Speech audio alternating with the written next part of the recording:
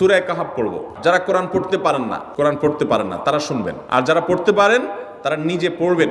সূরা কাহাফ যদি জুমার দিন কেউ পড়ে, নবী করিম সাল্লাল্লাহু আলাইহি সাল্লাম বলেছেন এই সূরাটা তার জন্য নূর হবে, নূর, আলো আল্লাহর তরফ থেকে। কিয়ামতের ময়দানে ভয়াবহ গুটগুটে অন্ধকার হবে। কিয়ামতের একটা ভয়াবহ শাস্তি হলো অন্ধকারের শাস্তি। ভাইরা আমার, অন্ধকারের শাস্তি মানে এমন ভয়াবহ অন্ধকার হবে যে দুনিয়ার অন্ধকারের সাথে কোনো তুলনাযোগ্য নয়। সেই ভয়াবহ অন্ধকারে কিছু আমল আছে যে আমলগুলো মানুষের ওই অন্ধকারের মধ্যে আলোর কাজ দিবে। এর মধ্যে একটা হলো এই সূরা কাহাফ।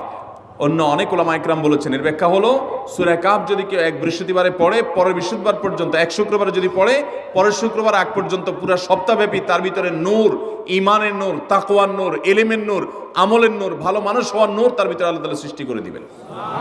তো নবী সাল্লাল্লাহু আলাইহি সাল্লাম বলেছেন সূরা কাহাফের প্রথম 10 আয়াত যদি কেউ মুখস্থ করে তো এই ব্যক্তিকে আল্লাহ রাব্বুল আলামিন, এবং যদি তেলাওয়াত করে এই ব্যক্তিকে আমলের মাধ্যমে দাজ্জালের ফিতনা থেকে আল্লাহ বাঁচিয়ে রাখবেন। অতএব জুমার দিন প্রত্যেক শুক্রবারে সূরা কাহাফ পড়ব তো ইনশাআল্লাহ।